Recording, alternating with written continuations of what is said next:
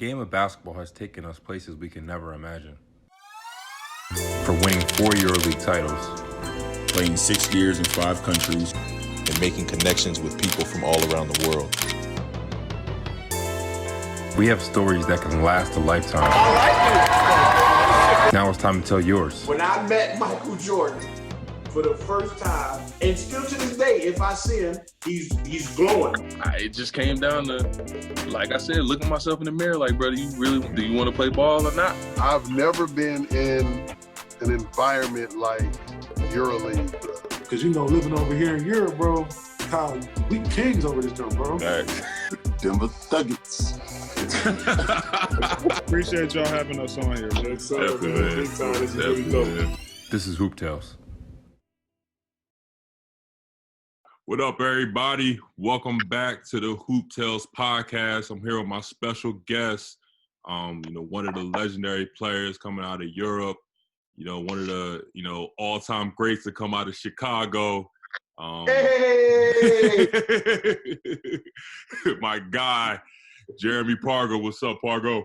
What's good, my brother? What up, boy? How's everything, man? I want to start off by saying congratulations on making the All-Decade team. Oh, appreciate it, my guy. Appreciate it, man. Appreciate it, man. Appreciate it, man. Definitely. Appreciate it, man. So how you been dealing with this whole COVID-19 situation? What you talk about, kind of your situation where you at right now. Man, I basically just been staying out of the way. That's the big thing to me, just staying out of the way. Started a Nike run club with me and some of my friends where, run around the city for a few hours or whatever. But that's about it. You got to get 60 miles in a month. So that's the goal right now. That's the sport right now. 60 miles in a month? Yeah, it actually ain't that hard though. It's just 2 miles. It's like 2 point something a day. It's like 62 miles a day, 62 miles in the group.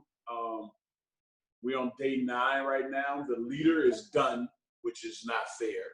The leader's done? The leader's done. I'm at 35. I'm at 35. Yeah. That's crazy, bro. Yeah, man, you just got me motivated, bro. I think we about to start something like that, man. Right. I hate running long distance. I hate it. Man. But this motivates you to run long distance because long distance is not my thing at all. Yeah.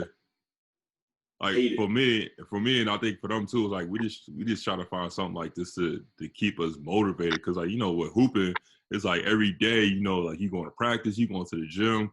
So now it's like I'm just at home. I'm literally a stay-at-home dad. Like I ain't doing nothing, so it's just like I ain't got no plans. So I need something to keep me going. This is the board right here. Damn. That's crazy. Yeah, that's wild. Like 13 in here. Second place is 56. Third place is 49. God, dog. How many people is in the club? I think it's like 13 of us in here. Okay. Yeah, it's 13 of us. And where are y'all running at? I'm just running around the city in Hollywood and LA. Okay. Everybody else, wherever you can run, it calculates. You cut the app on, it counts. So yeah, I get that. So all right, we're gonna start off from the beginning, man. We got to talk about your origin, your roots. Got to talk about Chicago. So what does Chicago mean to you? What was it like growing up in Chicago? And then talk about Chicago basketball, like the legendary people that kind of come out of Chicago. Talk about that as well. I literally just had a conversation about with a guy.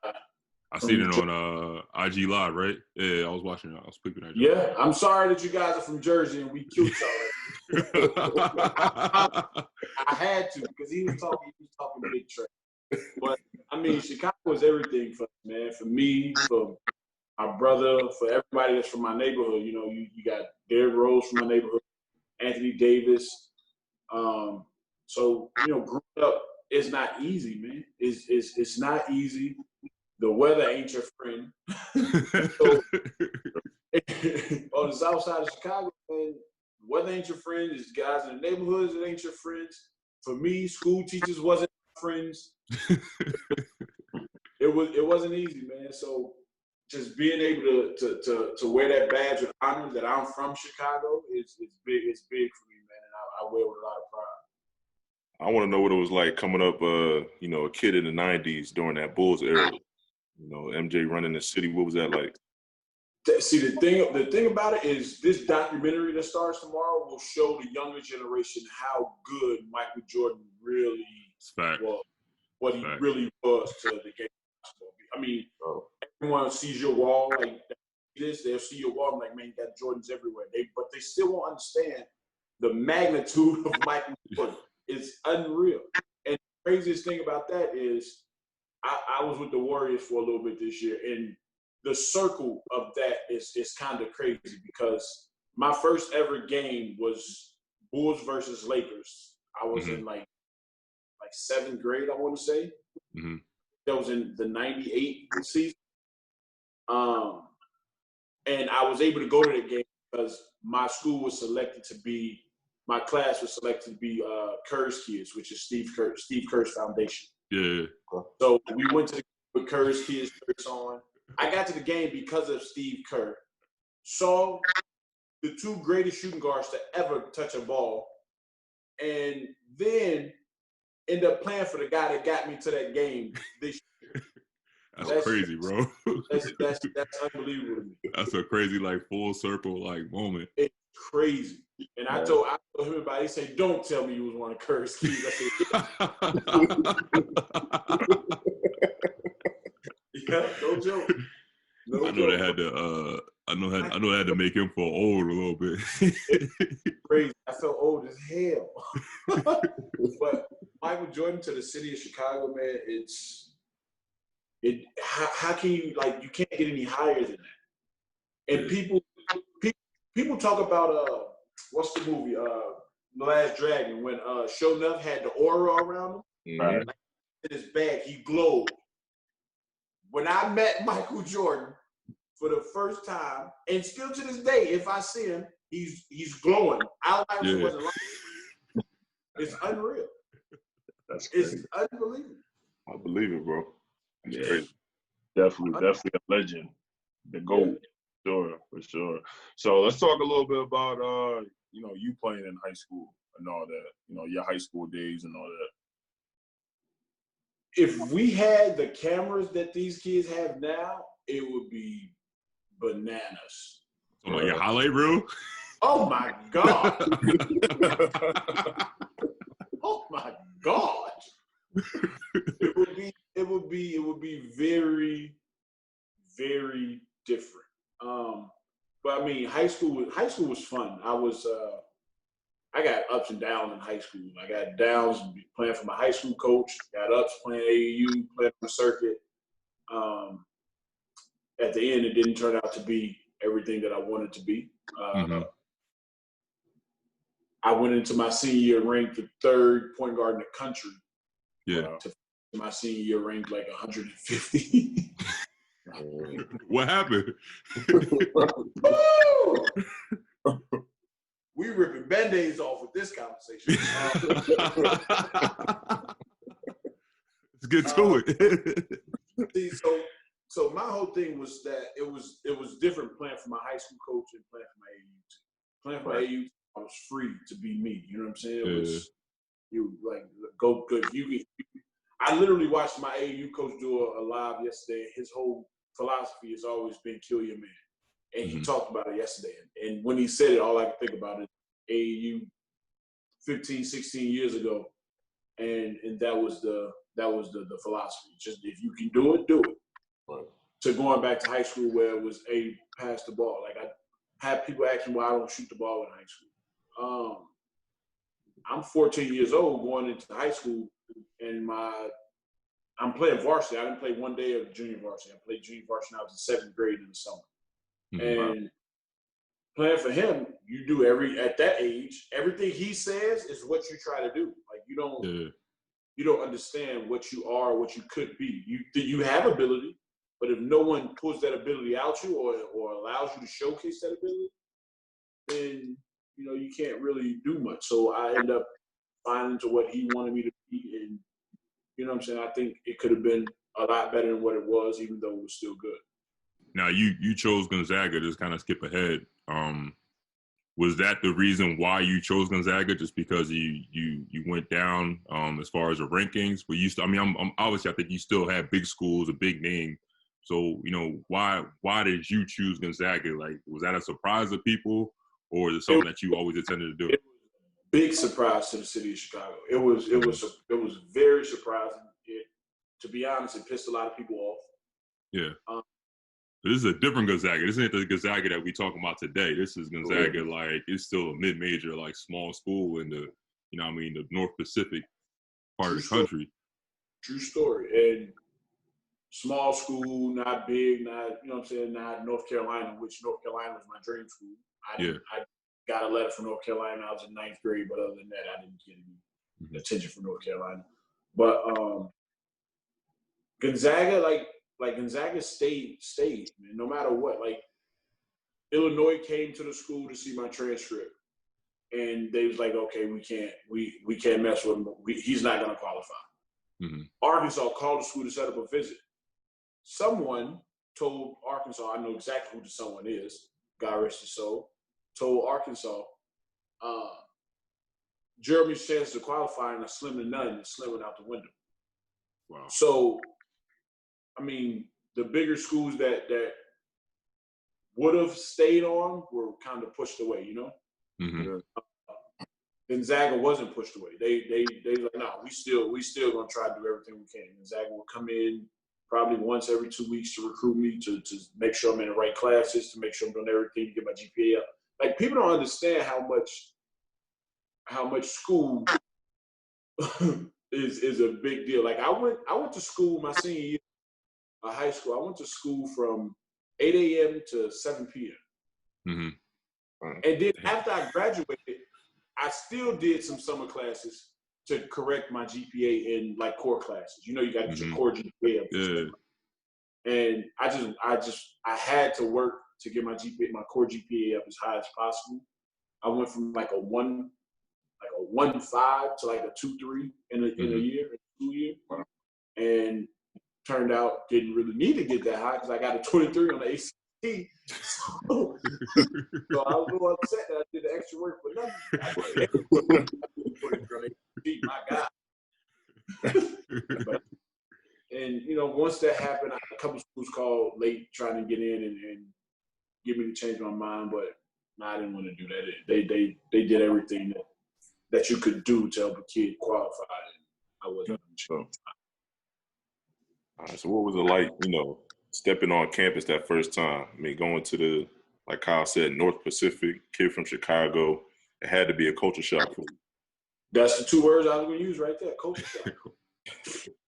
It was different over there. It still is different over there. I mean, I haven't been up to Spokane in years, but the fact of the type of players that they're drawing now, and the success that they're having, it's probably changed a bit. But I haven't been up there in about maybe 5 years. I told some of the young guys that's going there next year, this coming year, that I would come up there and play pickup with them and work out with them for a couple of days. So I'll do that this summer once the world opens up again. But man, it's a different place up there, man. It's not what I'm used to. Yeah. Not coming from inner city Chicago is not what same thing coming from where you guys are from. It's not the same. It's very different. So, I knew my goal. I knew I wanted to play basketball, and that's all I really cared about. You know what I'm saying? So I wasn't going to let the other stuff get me away from that or stop me from doing that. I felt I was in a situation that I wanted to be in, and I was given an opportunity to play basketball. So I couldn't complain. All I had to do was make the most of it. Everybody, when they think about Gonzaga too, you can't forget about Adam Morrison. So we want to bring him up. How cold was he? When you first saw him play. Morrison was can I cuss on here? Yeah, it's raw, bro. It's raw. Okay, cool. Y'all had me going. Nah. Adam Morrison was a bad motherfucker. Oh, God. No, listen, Adam was bad. I'm talking about it would be times where, I mean, he shot a lot, but you can't get mad at him shooting a lot. He shot like 52% from the field. Making it. You know what I'm saying? Like, what are we gonna do? It was I understand that, like, God damn. I give you one example. We're playing at LMU. I think we're down at the half. Adam has like 7.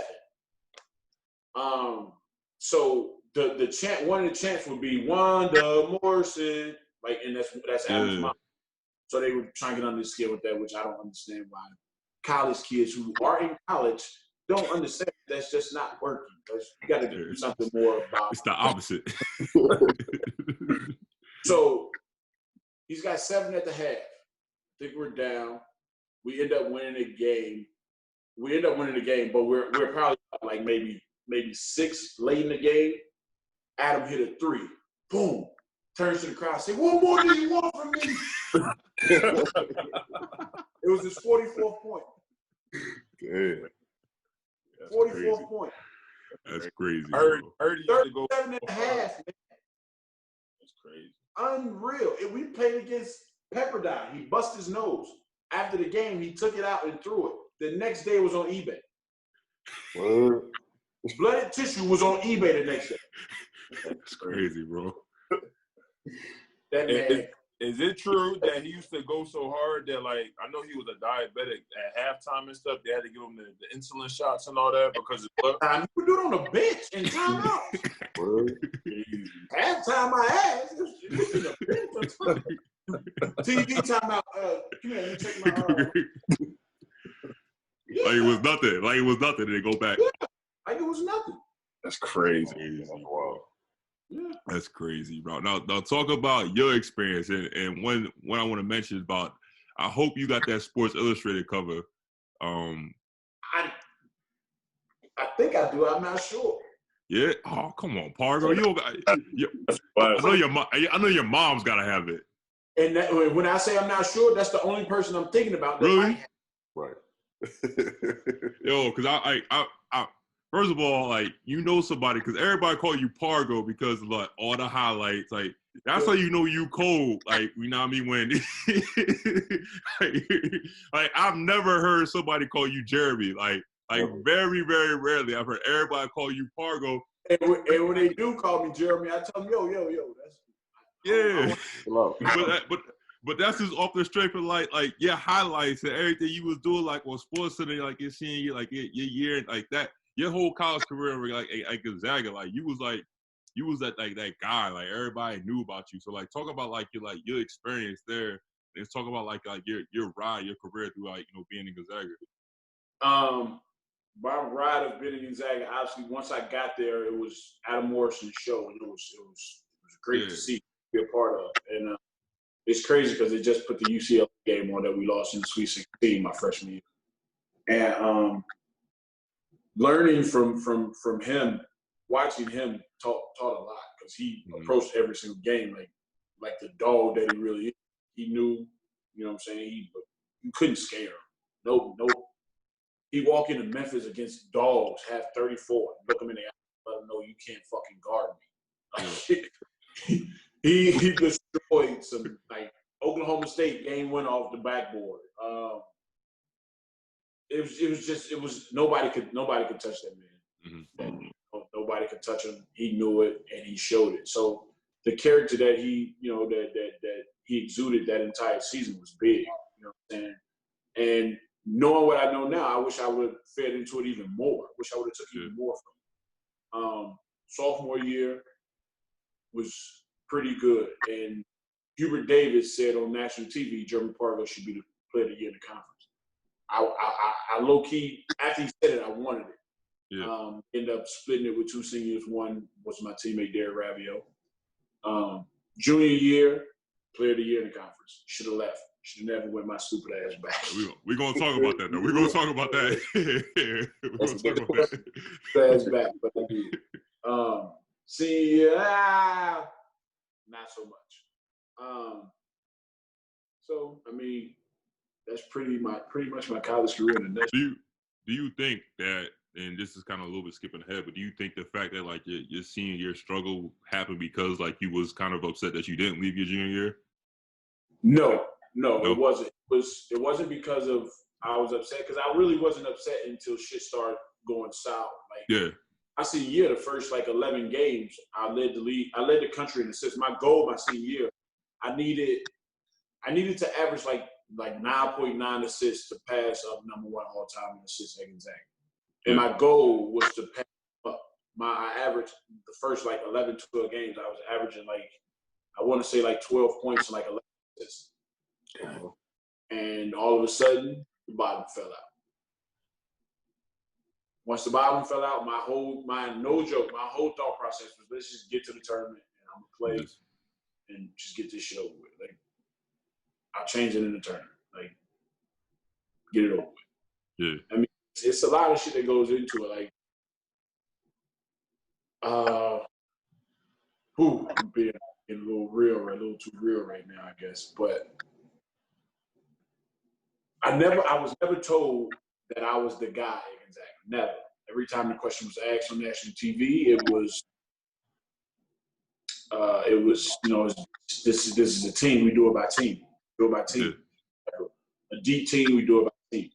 My senior year, I think one of the things that broke me was that they asked someone who was the guy on the team. And the guy that he said is my friend. Like, we talked the other day. It doesn't bother me that he said it. And he said Matt Bolton. Mm-hmm. So you mean to tell me my sophomore year, I did what I did. My junior year, I was the player of the year conference. Y'all asked me to come back. I ended up coming back. And you would never say it was my team, but you got the nerve to say it's somebody else's team? Yeah. I feel you. I feel you. Yeah, it don't make it don't make no sense. Definitely don't make no sense. So that really bothered me. And the craziest thing is within the course of that year, that bothered me a lot until you get older and look back at it. Yeah. And you realize that things didn't go the way they probably should have. Yeah. So that's held a lot of weight for some years with me. But I mean, I'm older. I'm older. Yeah, I can imagine though. I can imagine. Yeah, that's different, man. So yeah. But I tell you one thing. Adam Morrison he's just got his jersey retired. I want to say maybe like a month and a half ago when the season was going on, and I texted him, congratulations or whatever. It took him long enough to retire his number. You know what I'm saying? Like, it should have been. Yeah, should have been though. He's the best player to ever go to Gonzaga, ever. Not even close. So when I texted him, he texted me back like, man, I didn't told, because he does radio up there during the games, and he said, I didn't say it on the radio many times. None of this here at Gonzaga would be going on if it wasn't for Jeremy Pargo. Yeah. And to hear him say that, it meant a lot to me, because I would say it to people like in a joking manner, because I guess I could say I was a trailblazer, because before me, at my time, I was the highest touted recruit to ever go to Gonzaga. Yeah. You know what I'm saying? And now, at that time, you wasn't getting guards that looked like me at Gonzaga. Exactly.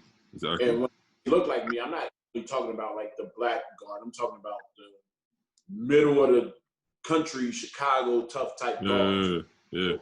No one like that.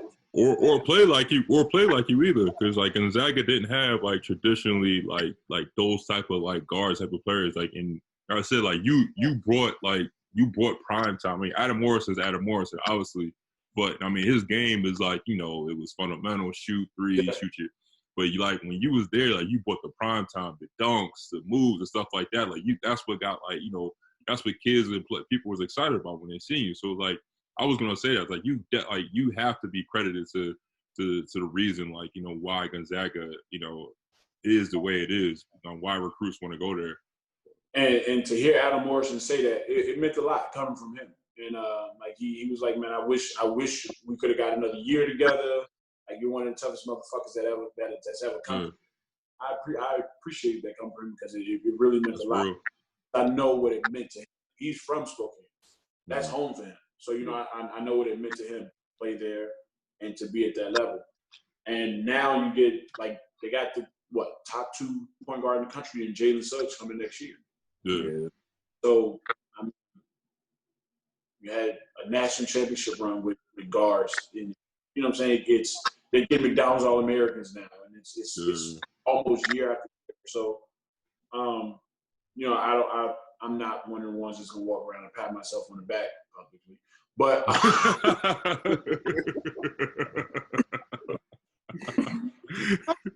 but I mean, it's just better when you hear from other people. Like it's not coming from someone else as opposed to you telling them. You know what I'm saying? Yeah, I feel you. For sure.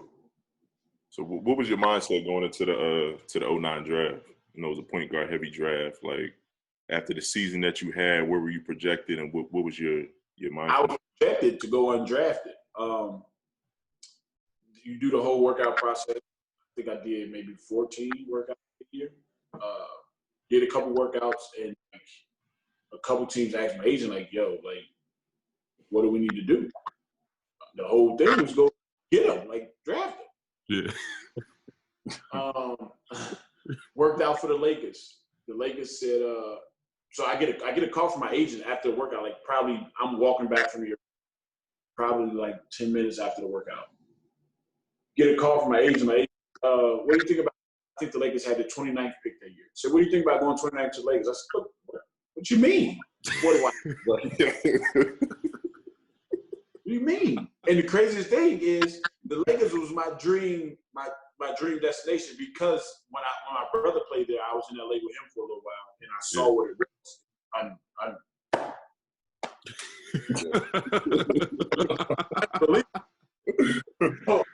So like my whole thought, like, man, hell yeah! Come to draft, they sold the pick. Worked out for Miami Heat. Miami Heat say, yo, we like Pat Riley loved me. He wanted me to come back for a workout, did all extra measurements, all kind of shit. Nothing happened. I think they took Pat Beverly at the 42nd pick. The Heat bought the pick from. I think the Heat bought the pick from the Lakers and then traded the pick to someone else, and they ended up at 42 and they drafted Pat at 42.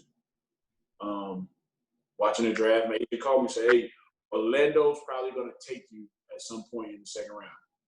Okay. 60th pick, nothing happens, obviously. So am I angry? Yeah, I'm angry. But based off what I did my senior year, numbers wasn't very different from my junior year, but they weren't as loud of the same numbers. You know what I'm saying? Like you can have, you can have 20 points or you can have a loud 20 points. So that's the difference in my senior and junior year. And then, one thing I learned is we work our whole lives for the NBA to hear our name called on draft day. The biggest thing, that's everything. Yeah, it's everything. And my agent told me that it was teams that wanted to draft me, but they wanted to send me overseas right away. Back to the knowing what I know now shit. If I'd have knew that, hey, draft me. I wanted my name called. I'll go over it, but I wanted my name called. Right. So I think that's big for the morale and confidence of the player to hear your name called. I don't give a damn it's the 60th pick. Isaiah Thomas was the 60th pick. Yeah.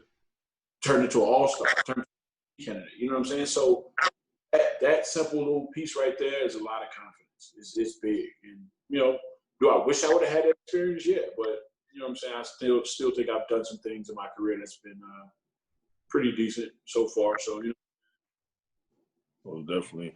How did you bounce back from that situation? You didn't hear your name get called, but, what was next for you? Like, how was, going into workouts, your mindset, everything?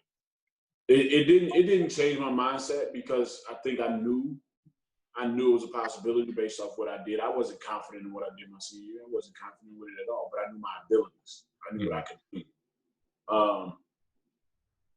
My brother went through the same situation. I sat there and watched my brother go through the same situation of the draft and not hearing his name called. So kind of seen it before. I think I did the exact same thing he did, just leave the house for a while. I think he probably handled it a little better than me. I think he went for a ride, maybe 10 minutes. He came back and said, "What y'all acting so damn sad for?" I can't remember what happened after that, but that was definitely what he said. "Why y'all acting so damn sad?" But it didn't change my mindset. I knew what I wanted. I knew I was going to get it. Somehow, didn't know how. And I knew I didn't want to be broke. So my brother say, "Man, I give you 50,000. You put in your account. You go to G League. You try to play that way." I told my brother no. I don't want your money. Like I went overseas myself. Made 90,000 my first year in Israel. Galil Gabor was the team. So going over there, my whole goal was to, you know what I'm saying, to play basketball and get back to being who I was and get back to doing what I knew how to do. Because I didn't think I played like myself my senior year at all. Got there, preseason was going, I thought preseason was going decent. First game of the year, I think we played Jerusalem. I think I had 36, 6 and 6.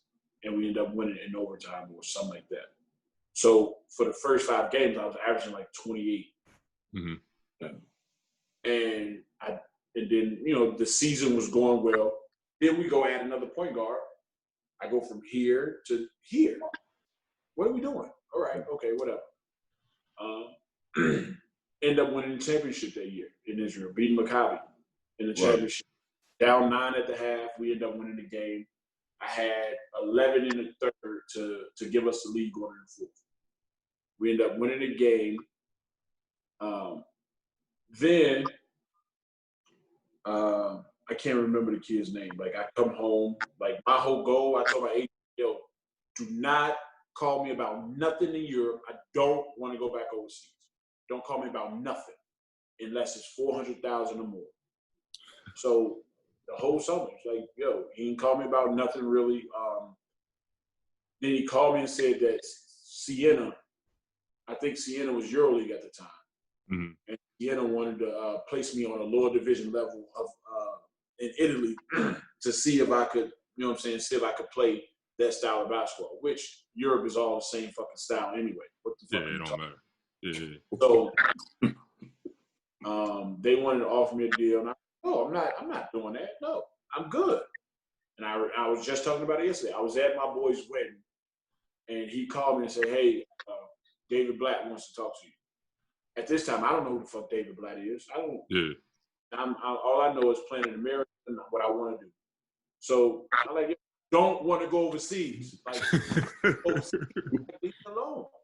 So he was like, "Man, just give him 5 minutes of your time. I'm at the wedding." I said, "All right, man, whatever." So he calls me. I talked to Blatt.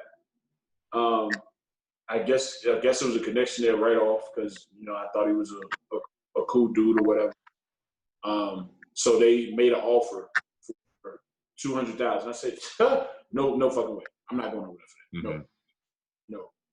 And then somehow I ended up on the phone with Pete Myers that same day. I don't know how I ended up on the phone with Pete, but Pete was like, what you got going? Because Pete is big in Chicago. Pete loves Chicago, lives in Chicago. Friends to this day. Plays golf for my brother. So Pete was like, what you got going on? And Maccabi just made an offer to me. He's like, ain't nothing to talk about. You taking it, ain't you? I say, I don't want to, no. But, that's like the NBA itself, man. That's Maccabi Tel Aviv. You might have to, you might have to do it. So I told my agent, I said, man, look, and they wanted like a 2-year deal. First year was 200 guaranteed. Second year was like maybe 350. I said, no, I'm not doing it. I'm not. I say, I'll do 1 year at 250. They didn't want to do that first, but they ended up coming back saying, all right, we'll do it. I said, all right, cool. I did it. Discount. It's a discount. Did it.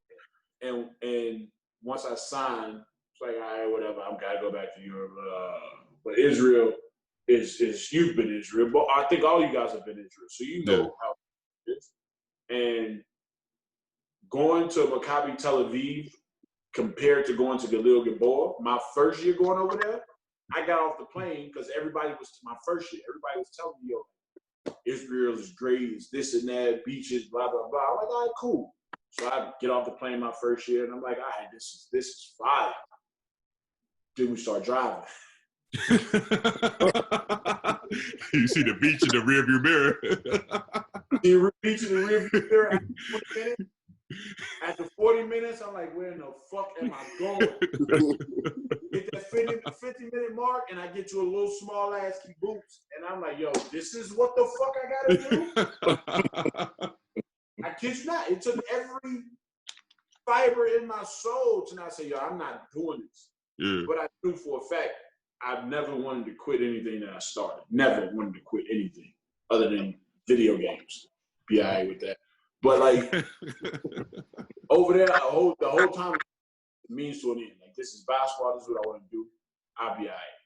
So I mean, that's how it started out with my first year. Then when I got to Maccabi, the head coach, Guy Good, was the assistant in Maccabi.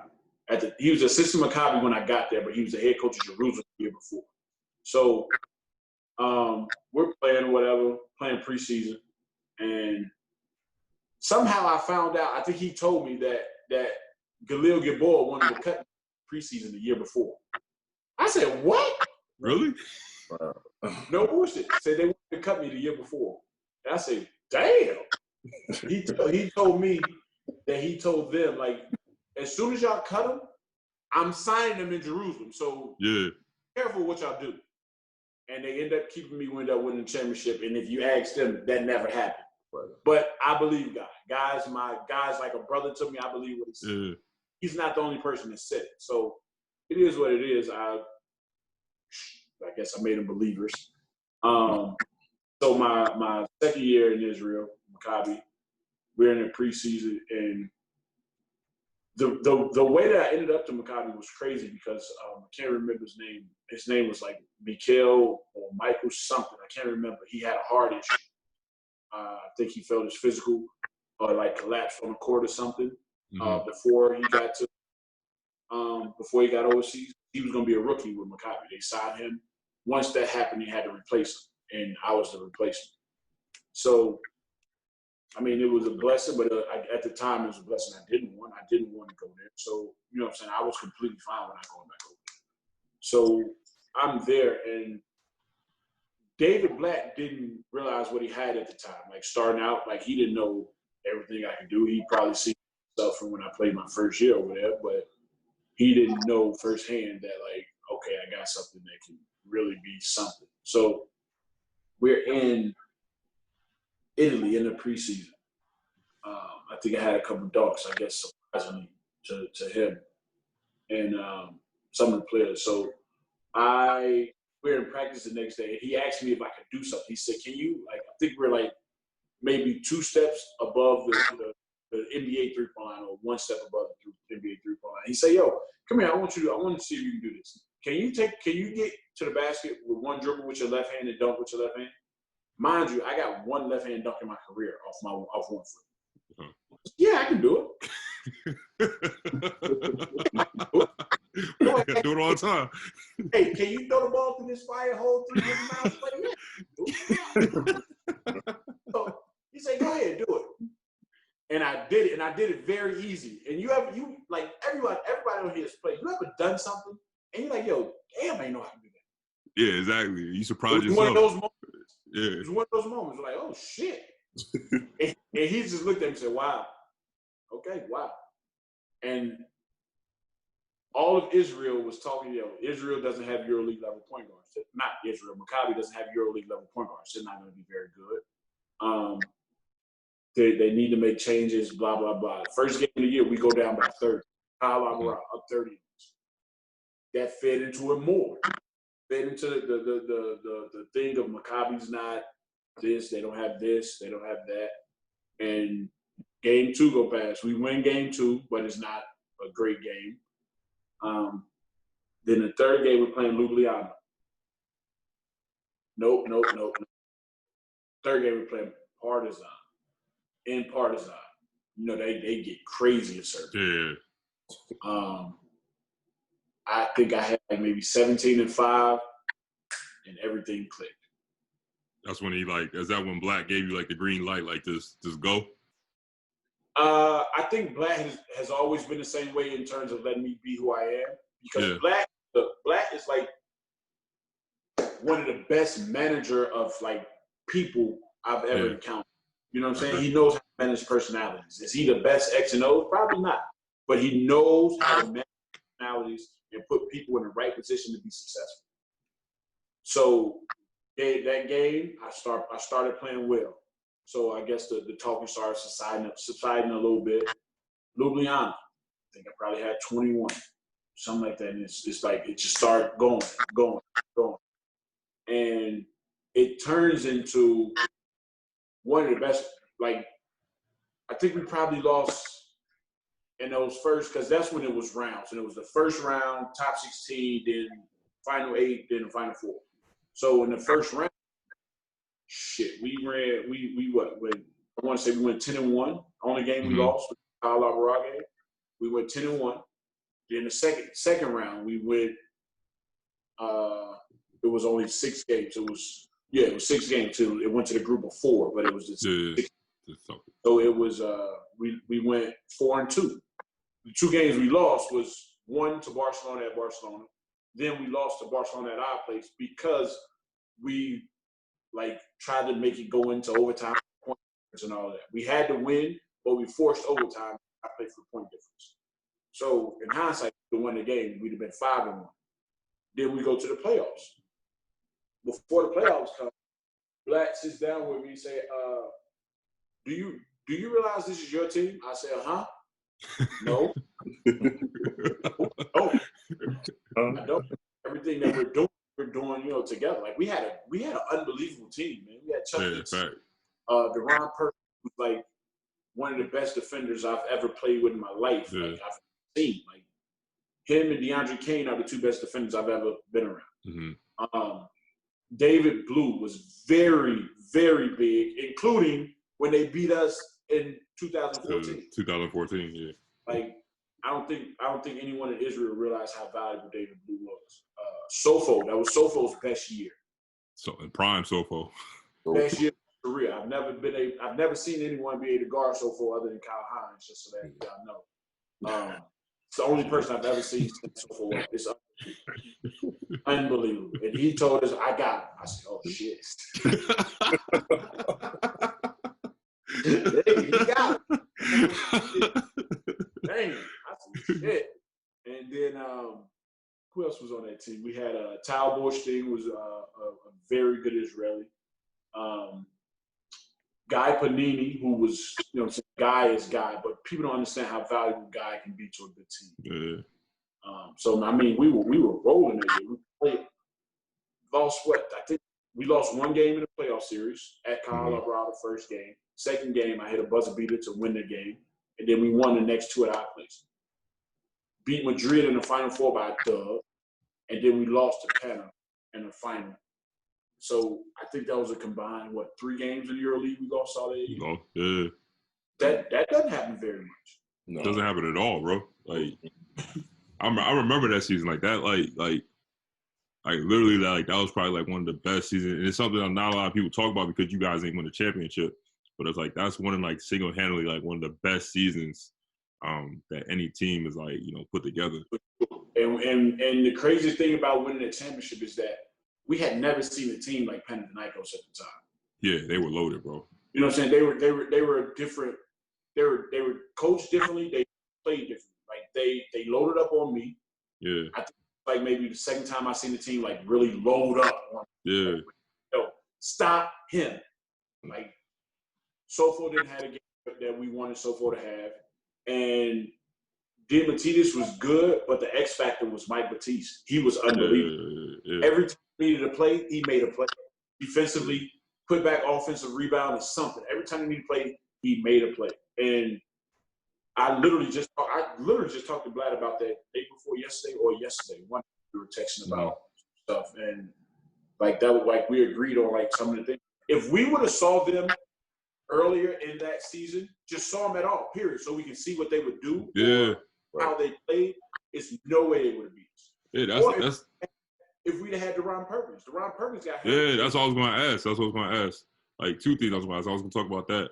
Because, like, it's like the EuroLeague then is a lot different than EuroLeague now. Like, EuroLeague now is like you play everybody. But back then. In the format now, then it'd have been completely different. No, we probably would have lost a couple more games in the regular season. But in the Final Four, we wouldn't have lost anymore. Because we would have seen everything. You know what I'm saying? Yeah. That, like, playing a team in the finals that you didn't see all year, it's not easy, especially for me in the EuroLeague before. Never really experienced it before. And I didn't know what they were coming with. I didn't know how it would be. And the fact that they played the way they played, you know, I commend them. They won a game, and it was a great run. It was a great game. And we had opportunities, and we didn't capitalize on them. I made mistakes. Everyone made mistakes. But we had some guys like David Blue was David Blue. We just needed a little more. You know what I'm saying? Something else to put us over the hump. But they were a good team. They earned it. If I remember correctly, I was at the game because my very first EuroLeague game, because one of my teammates when I was in Italy second division was Israeli. So he took us to I think you guys were playing Rome. And I was at the game, I think, when Deron got hurt. I think you guys. No, Deron got hurt in the playoffs against Colorado. No, okay, you're right. But yeah, so I remember that game vividly because you guys won in overtime. I think you guys won it over. Is it overtime or the fourth quarter? I can't remember. No, we thrashed them. You thrashed them? Yeah, I remember going to that game. That was my first time seeing EuroLeague. Like, very first experience. I was like, that's crazy. First 4 minutes of the game or something like that. Yeah, that was crazy, bro. That was crazy. Now we gotta talk. We can't not talk about that Maccabi year without talking about crossover dunk. That's his signature, man. Been doing his signature. Yeah, that's like his signature play, bro. So you gotta kind of set that up and kind of talk about that because that's like low key like probably like one of the biggest moments like the EuroLeague century. I don't know if they're gonna vote plays, but that definitely has to be like top 5 to me number 1. But I give you the whole layout. So it's I want to say 7 seconds on the clock, 7.5 seconds on the clock. And I'm doing this because people give LeBron big props when he's able to lay out how to do it. So you can do it too. He's the only one that can do it. You know? It's like seven something on the clock. I think we come out of a timeout, and we played a style of basketball that was fast. And anytime I had a mismatch or Deron had a mismatch, get out of the way. Not no come screen as to what it is now. It's move. Yeah. Move. And if you go watch the highlights of anything from Maccabi at that time, get out of the way. No joke. I kid you not. And so we get the inbounds, and it was come down, move. It was a guard up here, guard in the corner, big low, guard in the corner. I got all this space up here to work with. And if I drive middle, the big loops under to give me a lane to get it if his big steps up. Or if he's on this, if I go the other way, he loops under that way or stays. So as I'm coming down, I know like, hey, it's not much time. I gotta get a shot. So, and the craziest thing is I can show you in my phone the same play a few times where it's between the legs, cross to the middle. Because I'm coming at a pace. I'm not coming super fast. I'm not coming slow. But I'm on my way down, and it's cross from the right to the left, left between, and the AI to the middle. Mm-hmm. Boom. So, mind you, I don't know he failed at the time. I don't know. I just know once I get that lane, my eyes light up. So one more dribble, boom, and I go. Bars, who's 7'2", comes and jumps. I hit him. Boom. Boom. After the dunk, I kid you not. I start, if y'all look at it again, y'all see like, I run on defense because I think they still got enough time to go get a shot. I'm trying to back on defense. I want to get cursed out. Like, stop fucking celebrating. I don't want that to happen. With the problems. So I want no problem. My whole goal is get back on defense. Because I'm a terrible celebrator on the court anyway. I'm awful. Yeah. So after the dunk, boom. And I end up running back on defense. Then I hit a buzzer, so I stop. So everybody come to me like, yo, like everybody's excited how it is when, you dunk on someone. And me, I don't think it's very much of anything. Like, I'm like, I've done it before, and then new. Yeah. All right. Get back to my room, and this is before all the other social. Facebook was the hot thing. So I checked Facebook, and I think it's late as shit for us. It's 12, 1 in the morning. So I see a message, or maybe the next morning, I can't remember. But I see a message, hey, congratulations on the #1 player on SportsCenter. Right. Exactly. I appreciate it. You know what I'm saying? Next day, everything is going crazy because it was the #1 player on SportsCenter. Right. Like at that time, EuroLeague wasn't making top 10 in on SportsCenter. I know. You might have been the first one like to make the top 10, like real rap. So when that happened, like I'm telling you, I didn't know the dude fell until I saw the play. I had no clue he fell. I just thought I made a nice move and got past him. That's it. I didn't know he fell. And then, like, everybody tell me, hey, yo, he failed twice. I said, oh, shit. So, I mean, that's that play in hindsight. And then, like, it'd be, like, me dunking because in Europe, you're not used to 6'2" guys going down the lane the way I was going down the lane.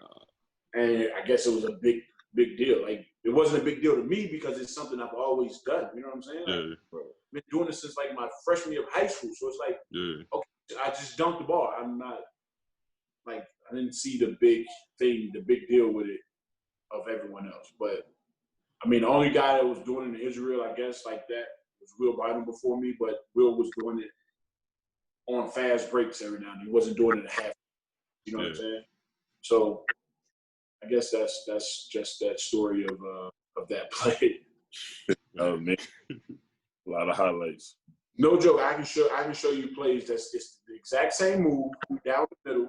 The big jumps from the exact same side. It was Samara saying he's probably not gonna like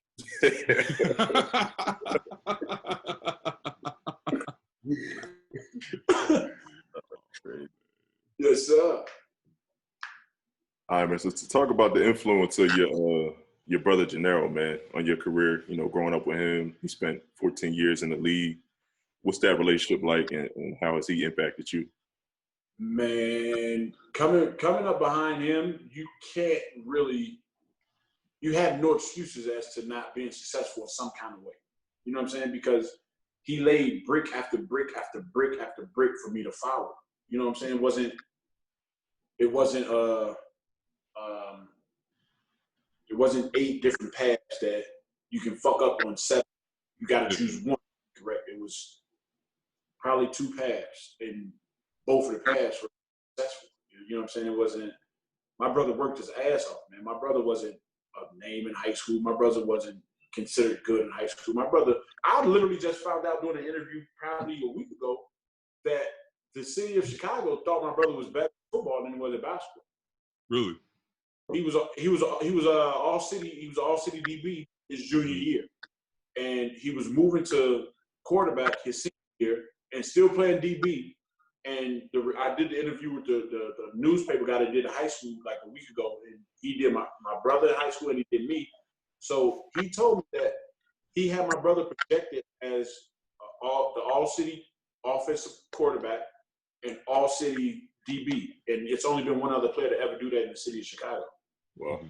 Mind you, that's what they had my brother projected as. And he was given an ultimatum by the football coach. You either choose basketball or football. You can't play both anymore. My brother chose basketball, and the reporter told me, he's like, I said, what the fuck are you thinking? What are you doing? Because everyone thought he was better at football than he was at basketball. He was good at basketball, but they just thought he would be a high Division I player when it came to football, which I didn't know until a week ago. I knew he was very good. I would be at all the games. I knew he was good. But I didn't know at that time I was, 10 or something like that, 8 or 10. And I didn't know what high division was, especially being a high Division I player in Chicago, going high Division I football. That doesn't happen very but he chose basketball, and his path was just it showed me the way. Like I knew I wanted to play basketball. I knew I didn't want to be. He wasn't. You know what I'm saying? He wasn't a drinker. He wasn't a smoker. He wasn't a gang member. None of that shit. Mm-hmm. Wasn't any of that. So I knew, hey, I want what he has. I want to be him. You know what I'm saying? Like a lot of people say, who do you idolize? And everyone picks a famous player or something. No, it was my brother. Mm-hmm. It was my brother. So that's his influence on me. And still to this day, my brother's coaching the Portland Trailblazers. He's still laying pads and bricks to follow. You know what I'm saying? He's never been given anything. My brother played in the NBA for 14 years and never played on more than a 1-year deal. Yeah. That's crazy. Do y'all know how fucking hard that is? That's crazy, Hustle, bro. Yeah. Hustle. And I want to say 6 of those years was partially guaranteed he had to make the team. Yeah. Yeah, It's like it's easy to be D Wade and LeBron. Yeah.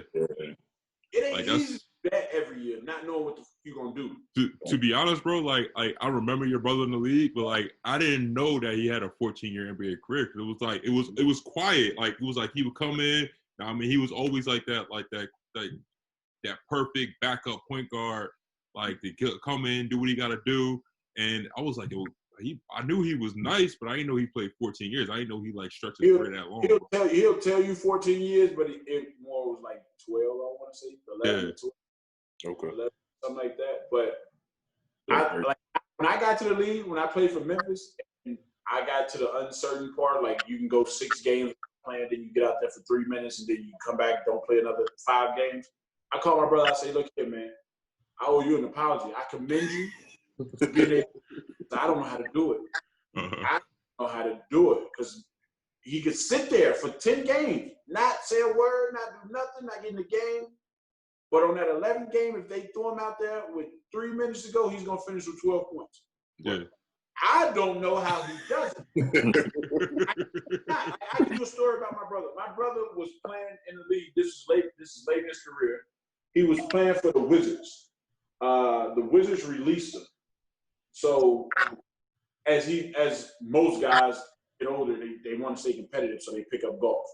So my brother picked up golf. He's playing golf after that. Like he's on a golf course 3 weeks, doesn't touch a ball for 3 weeks. Gets a call from Atlanta for a 10-day. I said, damn, he ain't played ball in 3 weeks. He gonna be some shit. You know, you get a 10-day, you're pretty much thrust on the court. Like you're gonna be thrown out. So they put him out there. I think he hit a 3 at the in the second quarter because you get backup minutes at the end of the first, start of the second. You sit until the end of the third. So I think he hit 1 jump shot or something. Then come the third quarter, late in the third quarter, like maybe 1 or 2 minutes left. They check him in. They're probably down a few points or it's a tight game. So my brother finished with 16. Don't understand it. He finished with 16. Like it's online. You can watch it. It's unreal. He 3 weeks without touching the ball. I go 3 weeks without touching the ball. I am ass. Confidence, everything. He get out there. I think he hit 4 threes in the fourth. What the fuck are you doing? Why are you saying that? I don't get it, man. It's so much shit that he's done in his career, and he's so good that people will never understand how good he was. Right. And mainly because that nigga don't play, he's shit. Yeah. That's not the case with the NBA. It's a lot of now because a lot more goes into it. I honestly think it's some trash people that in positions that wouldn't be the case years ago, where it wasn't so much about image and all of that, which I respected. I think everyone can play, but it's also different levels of play. And like that, I give you another one. Washington Wizards. They're playing the Washington Wizards. This is when he's in Chicago. The Bulls are down 10.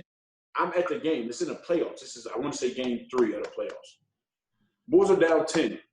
with 41.9 seconds left to go in the game. Down 10.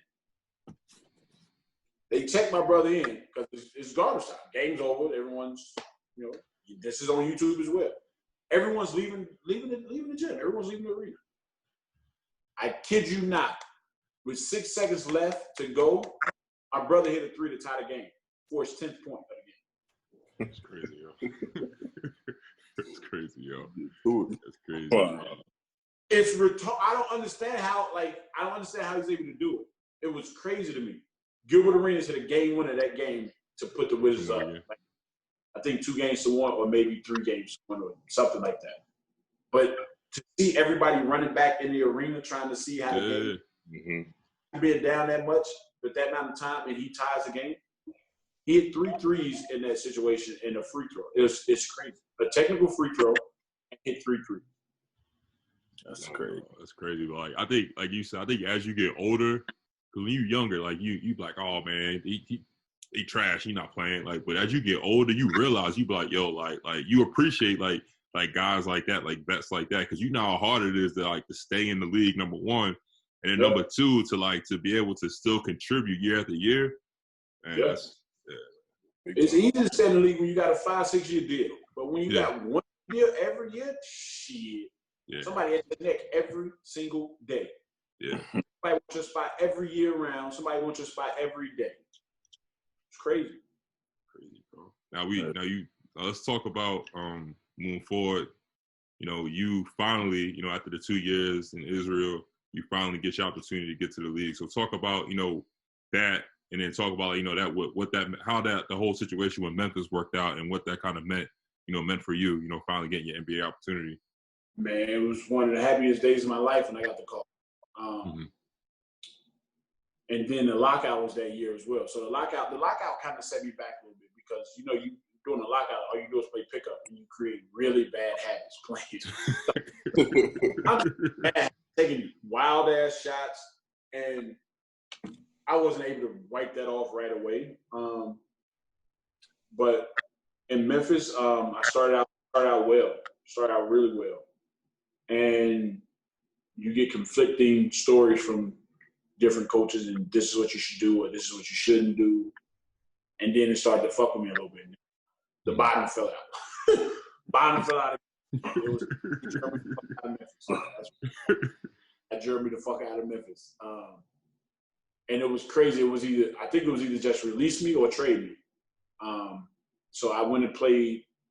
The craziest thing is I was given 2 games of Summer League. Like Memphis, like, yo, we don't really want him to play Summer League, but, we'll give him 2 games so we can try and move. Played in the Summer League. Matt Jennings was one of my teammates Summer League. And then the first game, it was cool. Wasn't nothing extravagant. And then the second game was the crossover pass play that it's still then after that, and the crazy thing is LeRon from Israel. You know LeRon. Yeah. She said, Cleveland loves you. Cleveland's probably going to trade for you. I'm thinking in my head, LeRon, you don't know what you're talking about. Go on, shout out to LeRon. A week later, hey, Jeremy, you just got traded to Cleveland. I said, damn, LeRon knew what she was talking about. That was a moment because I knew my time in Memphis had run short. It wasn't the right spot for me.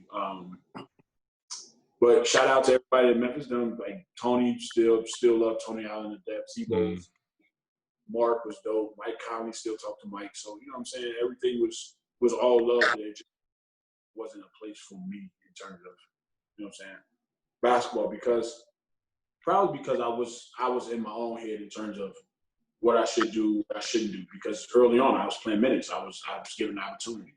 So I can't be mad early on. Just, you know what I'm saying, things wasn't shaking out, I guess. I don't know. So that Cleveland shit came up, and this is probably why I think Kyrie Irving is the most skilled point guard to ever play basketball. Watching that shit. That is, listen. That's different. It's not many people that be like, yeah, I fucked Jeremy up. I bust his ass. No, and there ain't many people that can say that. In pickup, in games, it ain't many people that can say that. But that Kyrie Irving.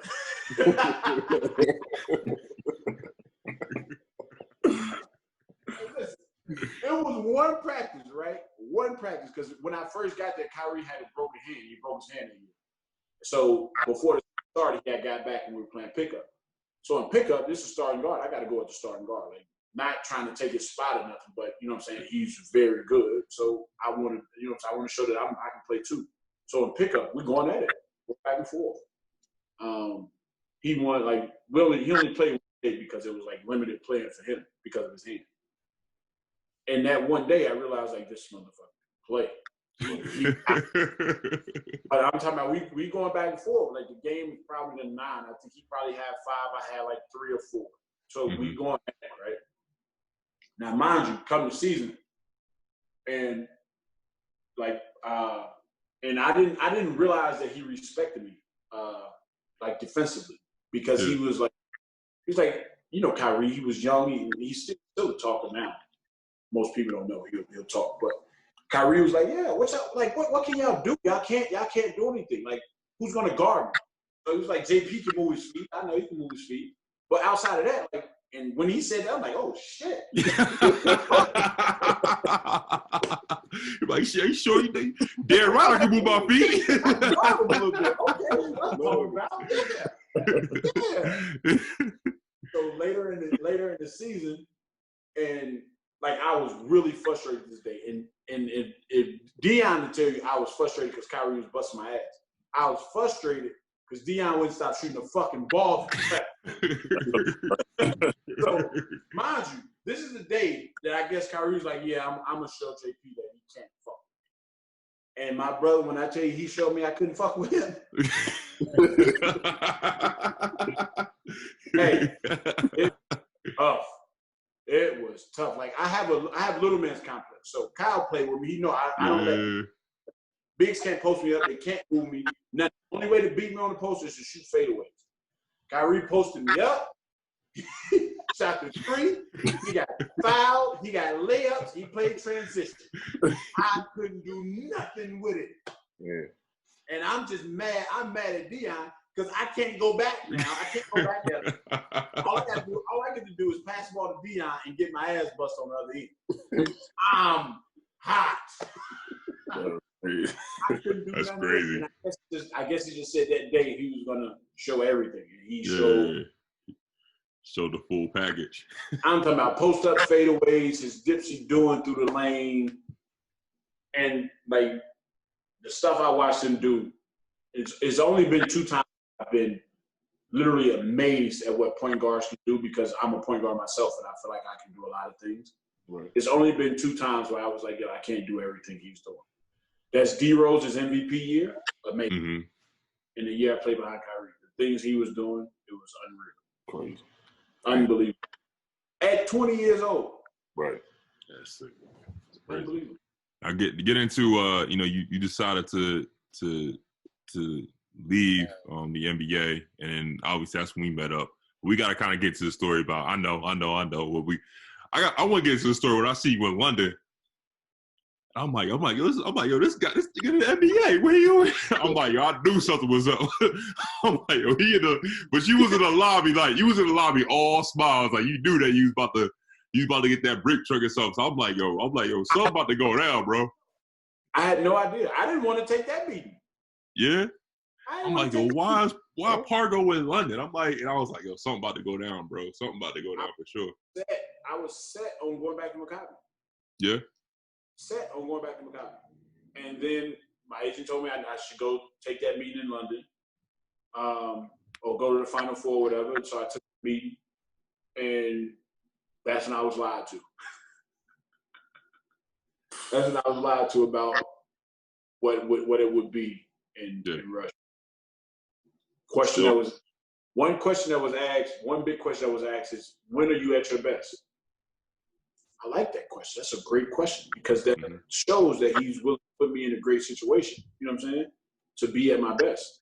And at my best, my exact answers was when I have shooters and I have space to create. Because when when I say space to create, it's not necessarily space to create for myself.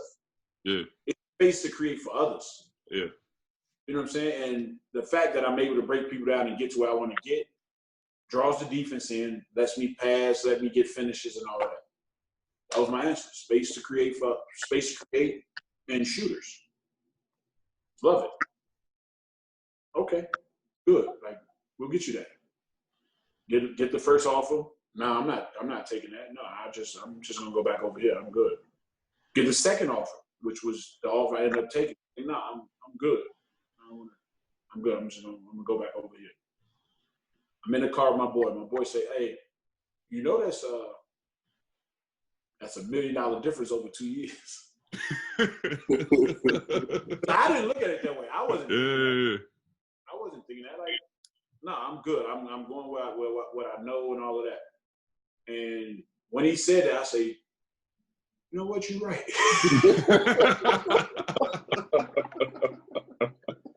You know what, you're right. Signed the papers. Got Moscow. Things were great. You know how when everyone says don't always judge it off the first few days or whatever, because it always can change. Yeah. And my God, did it change? Yeah, it changed. Facts. And Facts. I mean, I realized that I think a lot of things were in play. You were there, so you can speak on it as well if you want. I think a lot of things are in play. I don't think I was accepted right off. I was initially accepted because it was new, it was fresh, nobody knew what it was. After a while, I don't think I was accepted because of the way I knew how to play basketball. I'm not the typical European point guard. I'm not pass here, go stand in the corner, and comes to me, shoot it. I'm not that. I've never been that. I don't know how to be that. Like when you're at your best, when I'm able to create and play free, not in a straitjacket. So there, I don't think I was accepted by everyone. Did I have problems with anyone? No, I didn't have any problems with anyone. But do I think I was accepted? No, I wasn't. And then I'm also not playing for drill sergeants, where it's my way or the highway. Mm-hmm. Because not one way to skin a cat. You know what I'm saying? It's not just one way of playing basketball. It's like you don't go. And one thing I always say about college coaches, which Europe is kind of a college style. Why recruit a player that doesn't fit what you do or want to do? Mm-hmm. That's kind of what happened. I don't fit what Messina wants. I'm not his style of player. And the craziest thing is we played 2 NBA teams that year. We beat Minnesota. Mm-hmm. I remember that. I was there. And I cooked San Antonio. Yeah. Definitely did. And, I thought things were going to be great. Popovich came in the locker room, told us we played a great game, played like a team, moved the ball, blah, blah, blah, all of that. He said we moved the ball better than the Spurs. I remember that. I was like, you know what I'm saying? So I'm thinking okay, shit gonna be good. Yeah. Get back to Russia and things was a little different. I don't know. I'm not good at playing for the shut the fuck up kind of. I'm not. Especially now. I'm not for that. I'm gonna play the game the way I know how to play the game, and I've played long enough to know how to play the game. But just because it's not the way you want to do it doesn't mean it's wrong.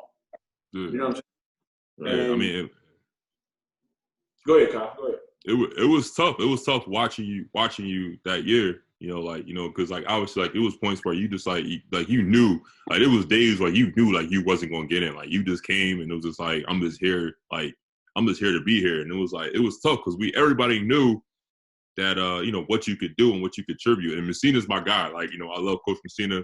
I respect him. We have a great relationship. But I felt that way when I came in too, because I was I remember we played the preseason. I had played well, and it was the first game. I think I got my shot blocked 2 times, and then I sat the bench the whole entire game. And I'm like, I'm like, yo, what's going on? I just came off of winning back-to-back championships. And I'm like, the first, like, 3-4 games, I'm just sitting there. And then I'm playing the power forward. I'm just like, yo, the last 2 years, I've been the best center and arguably one of the best centers in EuroLeague. And now it's like, so it was like, I think for us, and even like, don't get me wrong, like I'm Cheska do or die right now. Like I love Cheska. I've been there for a long time. But when we both first got there, it was almost like everybody looked at us like, yo, why are y'all here?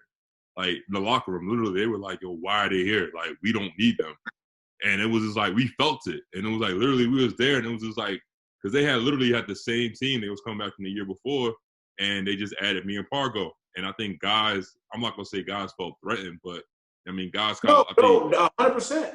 Yeah, like guys felt like they was like, yo, why are they here? Like they don't need to be here. So we were just there. And then I ain't gonna lie to you, like towards the end of the season, like I said, I respect Cheska, I respected Messina, but like towards the end of the season, I was ready to get out of there. I was like, yo, there's no reason for me to be here. I was like, this is not fun. It's not the reason why I came here. Like this is not basketball. And it was like me. I remembered. I was like, yo, we had times and we had talks. I'm like, yo, bro, I know this sucks for you, bro. This is difficult. It was rough. It was rough. And I tell people all the time, that was my most miserable year. Yeah. I was miserable, man. Same, bro. Low key, same. I think it was just the whole situation. Like coming from Athens and then going to Moscow, and I was in Moscow by myself. Like, we wasn't even leaving the crib. We was talking to Sonny the other day, and I was like, yo, Sonny used to make us get out the crib because we was literally just in the crib. Like, I was like, man, I ain't going nowhere. I'm playing my video game, and I'm just going to practice back and forth. And I was like, I was surprised, and I tell everybody to this day, I was surprised they brought me back. Because I was like, I played like some trash the whole entire year. And I was like, the fact that they brought me back, I was like, yo, this is I was prepared. I told my agent, I thought I was leaving. I thought I was gonna go back to Olympiacos. Like, real rap. I was like, yo, there's no way they're gonna bring me back. And I was super surprised. I knew I didn't fit, man. Yeah, it was bad. It was bad, man. And I mean, like you said, it was we were outcasts. I mean, obviously we were accepted by the Americans after a while, but we were outcasts when we first got there. Especially me coming in as a point guard. Yeah, in the beginning. Yeah, definitely in the beginning. Coming in as a point guard, coming from the NBA, all of that held some weight. And it wasn't a spot for me. And the craziest thing is I don't dislike Moscow. I don't dislike Moscow. No. I love Vatun. I love what's her name, Natasha? Yeah. I love Natasha. I don't hold any ill will to them at all for making the decision to get rid of me the next year. Because I didn't want to go back either. Because I knew it was I guess you could say it was toxic. Because it wasn't the right thing. It wasn't a way that I knew how to play. It wasn't the way that I felt I was able to be who I am. It wasn't that. Because everyone on this call knows I'm a goofy, fun-loving guy. I have fun when I play basketball. I don't play with all serious face and all. I have fun while I'm playing. And when I say have fun, I'm not saying I'm out there fucking off, but I enjoy what I'm doing. Right. That's why I was able to play the G League this year, because I enjoy what I'm doing. It's about money. Yeah. Right. I enjoy it, and the joy was taken away. It was no joy in it. And we still talk about that Final Four series, and you're not playing in the championship game. We like, man, they would have threw Pargo in there for even 10 minutes. Once we would have lost, it would a different situation. but we needed a situation. It was crazy. I mean, and the craziest thing is, I give y'all. I got so many fucking stories. It's crazy. So we play.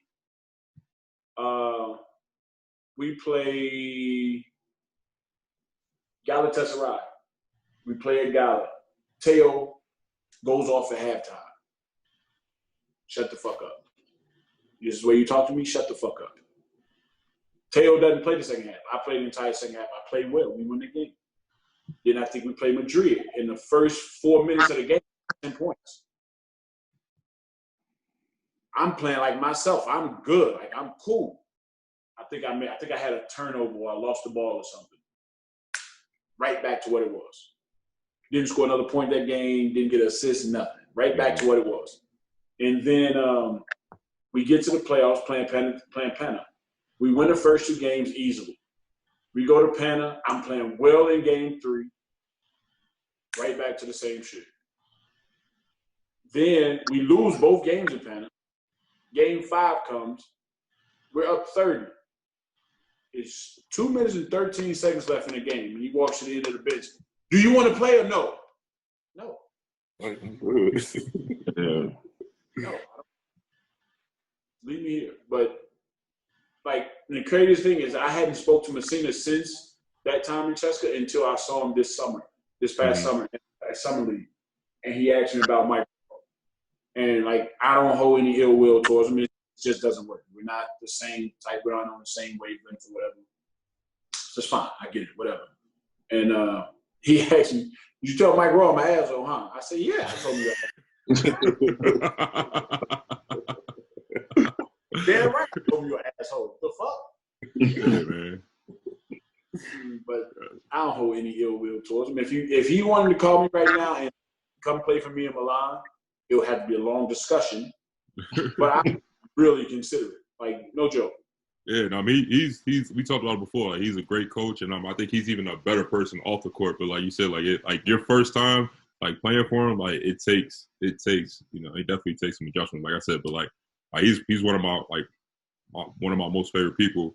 Like just to kind of talk to and conversate when I see. So like you said, I mean, it just that year, like I said, like I think that year things just didn't line up. I think just for us, just generally, and it is what it is. But I mean, that's just a part of the game, bro. That's there's things that happen that way. So everything ain't for you. Everything ain't for us. You know what I'm saying? You got to find where you are or where your home is and what's for you. But it wasn't for me.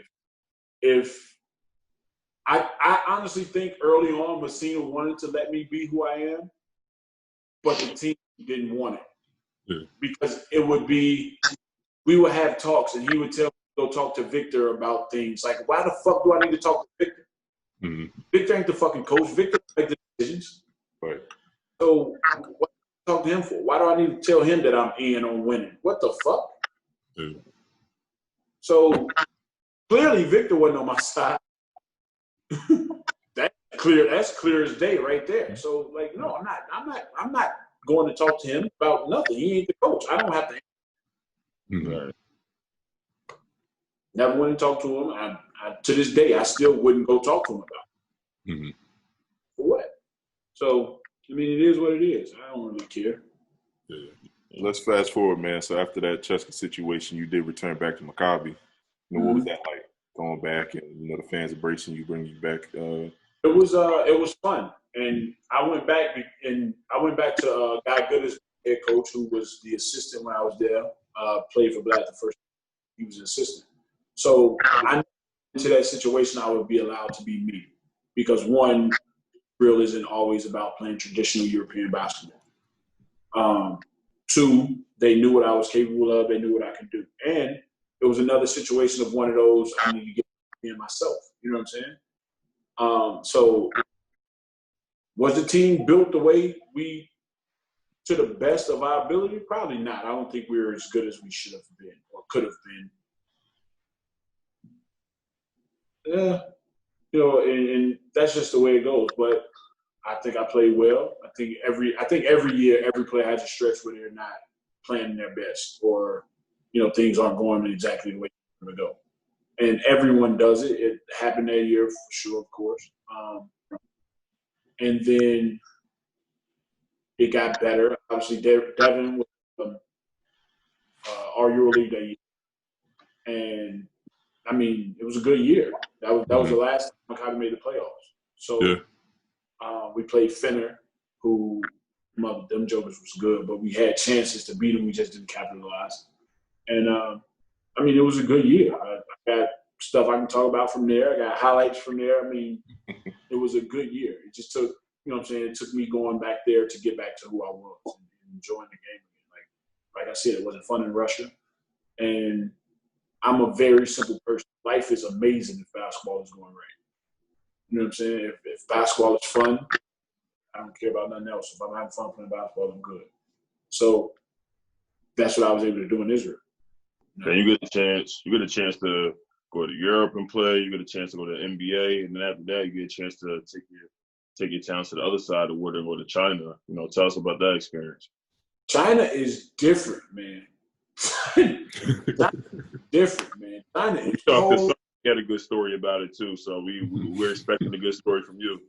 Hey, China cold, man. Cold, my brother. Like, I literally don't really have many stories from China other than it's just a really rough place to be for Americans. Mm-hmm. That's really about it. Like, I literally sat in my room all day, every day. No really? joke. All day, every day. All day, every day. I still owe money from China, all kind of shit that I'm never gonna get. So it's China can be tough, man. Like I don't even have any stories about China. I just know it's when you get a chance to get a break, you go to Hong Kong and have fun and enjoy yourself. You know, Hong Kong is not considered China. It's its own, you know what I'm saying? You know, internet is fine. You're not blocked from sites and all of that. So it's Hong Kong is like kind of like New York to me. You know what I'm saying? Nice place, man. So whenever we got to break those, our goal was to try and run over that. Other than that, in China, they want you to shoot. And I guess I didn't shoot enough. I ain't about to shoot enough. No, if some people shoot enough, Darius Adams. Facts. Shout out to D. Adams. Now, before we kind of wrap it up, man, like we got to just kind of talk about like you're like you said, you accomplished so much in your career, but it's like you still like you one of those guys I know it's like you gonna hoop anywhere, you gonna pull up anywhere. Like you said, you left China, you went to Italy. You didn't have to, but you went there for the love of hooping. You went to Lebanon. You played TBT. I curse you out this year for playing in the Big Three. Why can't I play in the Big Three? You remember I texted you, I was like, bro, you robbing the bank, bro. I was like, come on, bro. I already signed a contract to play. Yeah.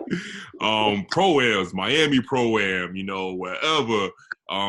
Like, no, and even now in the G League, like in the G League, like you said, you just like, you one of them guys, you got like an old school, like soul, like, it don't matter. Like, if it's hooping action, like, you want to hoop. So just like, talk about that. Like, just talk about your love for the game, bro, and how you just pull up anywhere. Exactly what it is, man. It's the love of the game. Like, I don't give a fuck where I am. I'm a play. Motherfucker call me right now and say, we playing here. I'm on my way. Like, it's basketball. The shit is enjoyable. I thoroughly enjoy playing basketball. Like, no joke, I really enjoy playing basketball. It's fun to me. Get to compete, get to talk trash. And, like, everyone is doing the lives now, like city versus city and all of that. And, I got on Trucks Live and just chopping it up. Like, I don't want to talk about it all day, just talk about basketball all day on live and all that.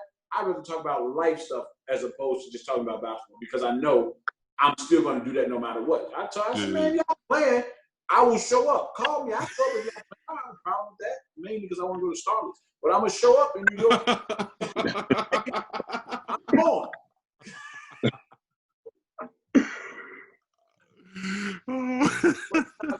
like no joke, like as long as I'm enjoying it, I'll play anywhere. Like that's a lot of why I chose to go to the G League again, because in Israel last year, the same shit kind of happened again with the coach.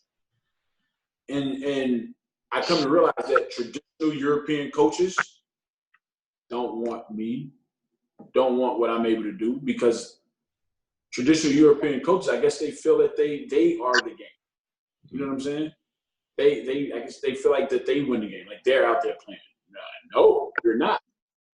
And I probably shouldn't say traditional European coaches, because I probably should say some coaches feel that they are out there on the court, and it's not the case.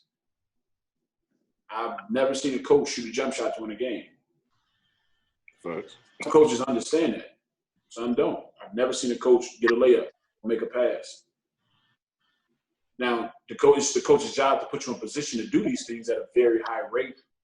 Right. But they can't do your job for you. Just like I can't do theirs. No.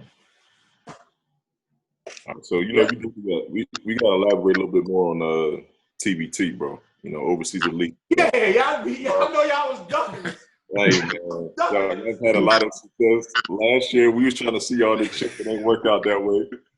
So just talk about your running the tournament, man, and will you guys be back this summer if things go as planned? Last year the TBT, man, in that game we lost. We had so much shit working against us, and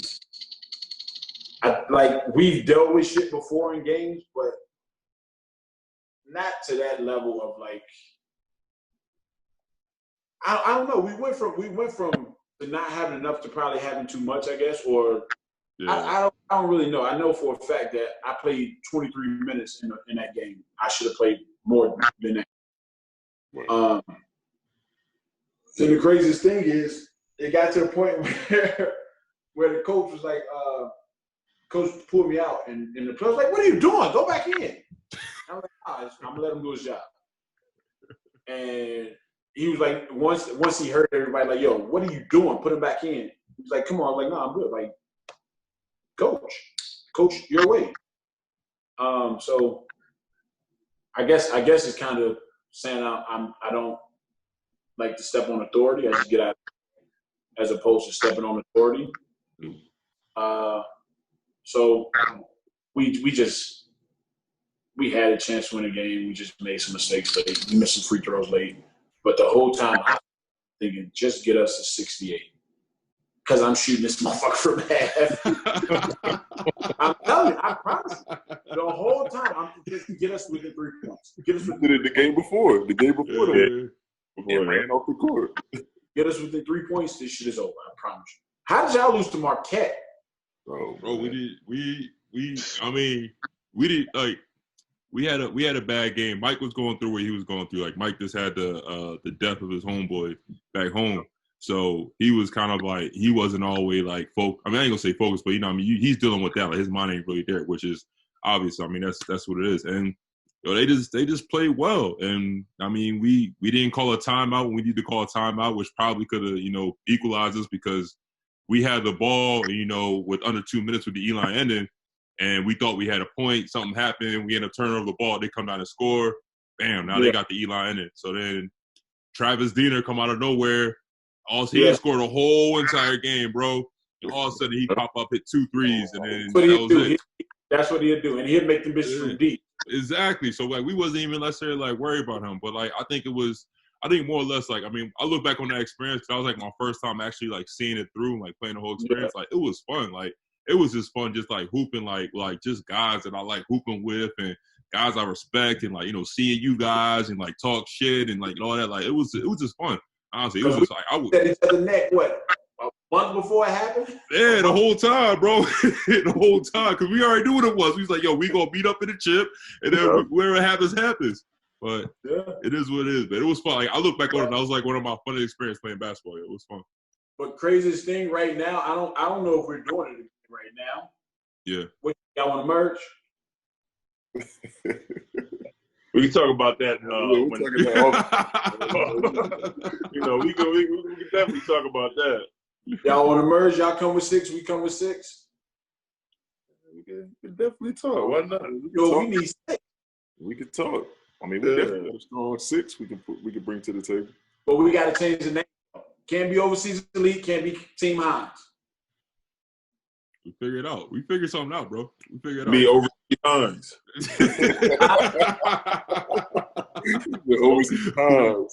Overseas Hines Elite. Bro, we figured it out, bro. We figured it out, man. Last 2 things, man. I gotta ask you about this because I follow you on social media, Snapchat, and all that type of stuff.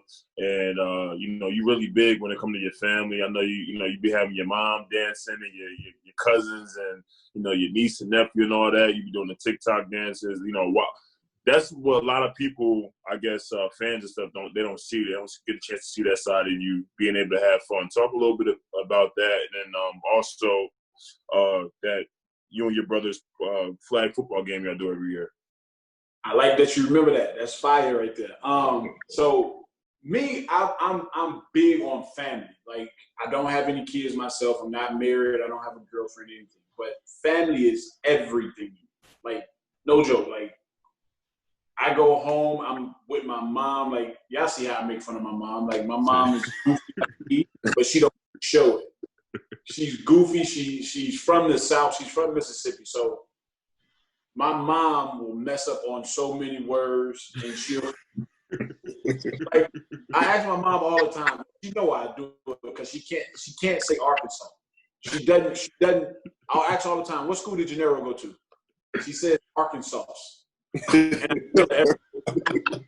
Every time for it. Like, I had so many videos on my mama. Like, my mama would really have hundreds of thousands of followers on Instagram if I just kept a camera on her and like took the good shit and posted it.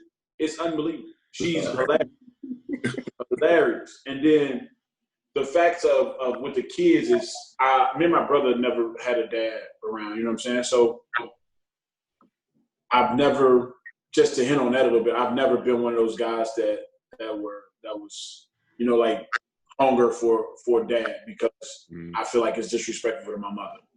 My mother was there doing everything, playing both roles. So for me to walk around angry because I don't have a dad is disrespectful to her, if you ask me. So I've never been one of those kids like, I need a dad and all this and that. No. But for my nieces and nephews, I'm gonna make sure that they have a dad. You know what I'm saying? Even though like my brother's there. And for my sister, she's married, so like her husband is there as well. I'm not trying to replace anyone, but I'm gonna add as much as I can to the table. You know what I'm saying?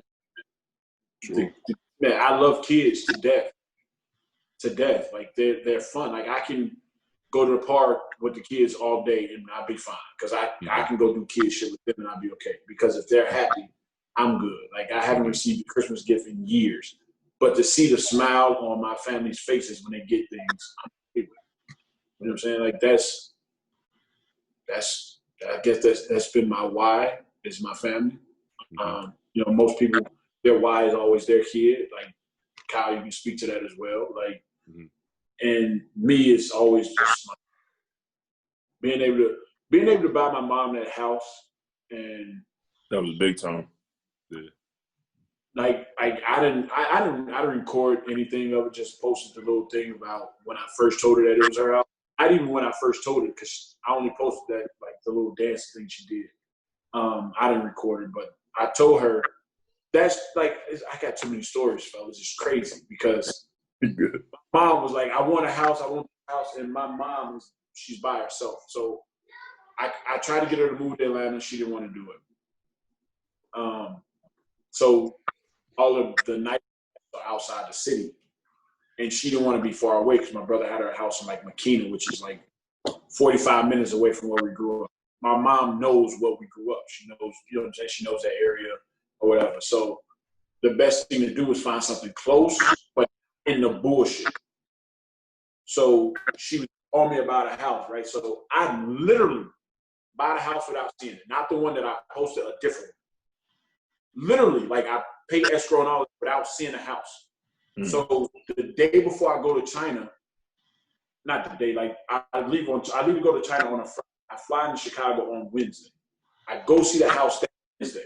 Mind you, I had already paid the escrow costs or whatever, the $4,000, $5,000 or whatever for that. So I go to the house, and I'm walking through the house, and I'm like, yo, I'm my whole time I'm thinking to myself, like, I wouldn't, if I came home to see my mom, I'm not staying there. I wouldn't stay there. I don't like this house. But and my mom will get anxious and just want to get it. She didn't really look into it in terms of, I can do better than this. You know what I'm saying?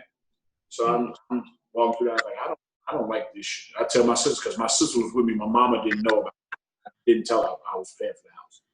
So I tell my sister, like, I don't like this. I don't want this.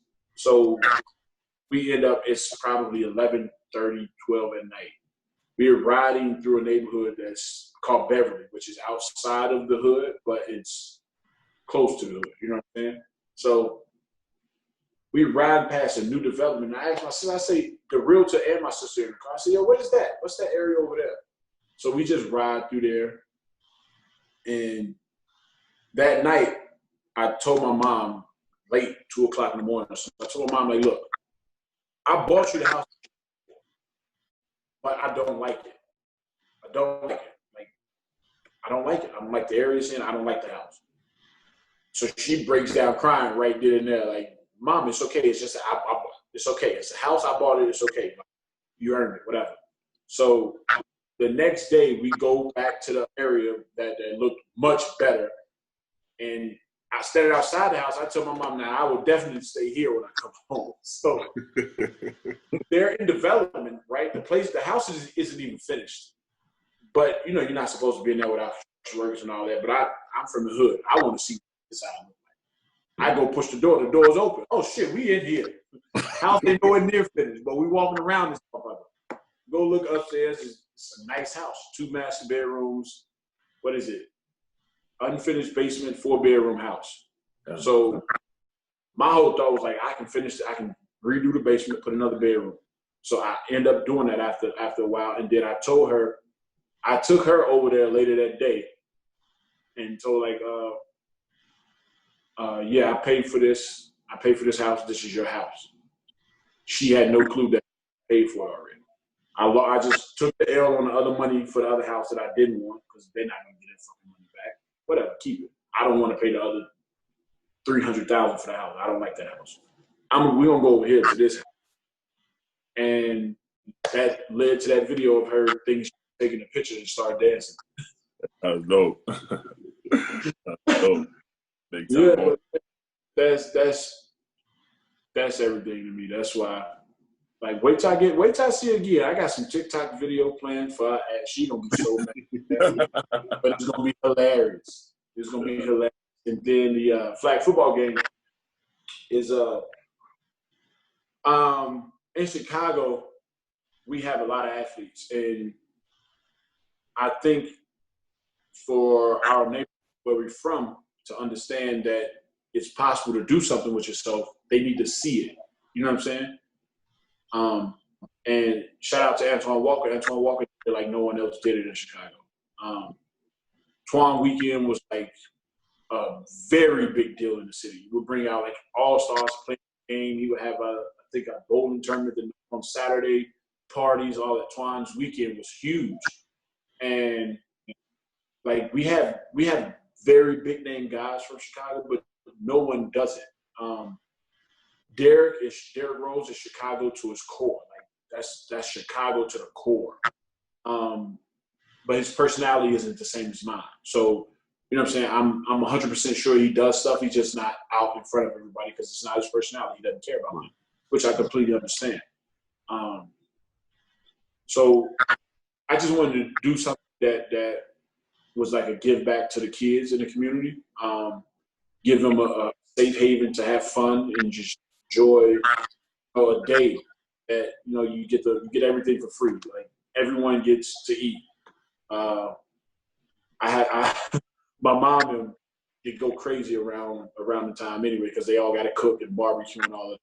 They go crazy because they don't want to do it. But hey, this is not for me. This is for the neighborhood. We're gonna do it for the neighborhood. So I rent a bunch of bouncy houses, like jumping jacks, like bungee cord things, a bunch of stuff. Like I feel like I do it up pretty big for the community. I give away backpacks, school supplies. Everything is free. Anybody in the neighborhood, if you're driving past, you want to see it, come on. Fun. It's whatever. And then we play a football game, my team against my brother's team. And somebody asked me before, why do you do football? Because we play enough basketball. So it's always my team versus my brother's team, whoever he brings or whoever I bring. So that's you know what I'm saying? That's the gist of it. That's the fun of it. We have a good time, good family time. So hopefully we get let out of jail and I'm able to do it again this year. Have some fun. Everyone's welcome. Yeah, we got to pull up. I was about to say, we definitely got to pull up to that, man. For sure. Got to do that. So I guess, man, last question. What advice would you give the young kids and young hoopers, just guys looking to, you know, become either pro in ball or just being pro in life? You know, what advice would you give guys on their journey? The biggest thing is, man, go after what you believe, because everyone ain't gonna believe in you. Take advantage of every opportunity. Right. Be ready for every opportunity. And you got to be a dog, man, because every day somebody wants your spot or want to be you or want to be better than you or coming for your head just to prove a point. So it takes a lot to be humble, but humble is the right way. I think the game has lost a lot of modesty. A lot of guys aren't modest. You ask Michael Jordan, they showed it years ago when you asked Michael Jordan, he's the best player to ever play. Michael Jordan said, I can't say that. You know what I'm saying? Like, he was very modest of it. But the fact that I know him, and if I ask him, he's going to say, fuck yeah, I'm the best player. Right. But he's not going to say that, and you know what I'm saying? He's not going to say it in the public eye to the point of patting himself on the back. He's just going to let other people say it because other people are going to say it. So, like, no joke. Like, it really, like, I think it's missing a little modesty because everyone thinks they're the number one pick or everyone thinks they're the best. And you have kids out here that have 1 million followers that just aren't very good. You know what I'm saying? Right. But that'll build a lot of arrogance in their head because of that. So I just think, you know what I'm saying, be humble. Be a dog, but be humble. Like, one of the quotes that I've held on to for years was said by Wale, and he said, I'm not cocky. He said, I ain't cocky, I'm proud of it. I think that sums it up. I mean, like, that's really, like, that's on my Instagram page, in my bio. Right now. I really believe that. I ain't cocky, I'm proud of me. Like, that's dope to me. Like, sure. There's no need to be cocky, but you can be proud of yourself and you can work hard. And, I mean, in every piece of confidence is a bit of arrogance. But it's not arrogant to the point where you're an asshole about it. You know what I'm saying? Right. So that's, you know what I'm saying? That's my message to the young, man. Just be humble and work for everything you get, because it ain't gonna be given to everyone. It's a fact, man. Nah, that's dope, bro. Dope. I know I talk a lot, fellas. My bad. Yeah, that's what's great, bro. Good content, man. All right, man. We definitely, bro. I definitely appreciate you, man. Like I said, like this is much needed. Like, I mean, I feel like it's great for, you know, guys the opportunity to tell their story themselves, because, you know, the media, other people want to tell it. So then why not you get the opportunity to tell it, and why not, you know, people, you know, players and young players around us get the opportunity to learn from, you know, from us and, you know, from the different things that you went through. So I definitely appreciate you, bro. I appreciate you, you know, taking the time, taking the time out and, you know, speaking to us. So anytime, man. Phone always on. Definitely, bro. So. You know, all right, man. I'm let you. Iverson's off that Jordan wall back there. Yo, yeah. I didn't even put this up there. I ain't curate this, yo. So I got some heat back there because I got some shoes up here that's kind of questionable. I'm like, I don't know why they even up here, but I got some heat. I got some heat in the back, bro. That like once I settle down, I'm gonna put the exclusive stuff up there. So I just don't like the Jordans, the Iverson mixed in with. But you know I'm a Philly guy, so you know I gotta show a lot of Iverson too, bro. I respect it, and that's probably his best shoe. I just don't like it mixed in with all the other Jordans. I got you, bro. All right, my guy, bro.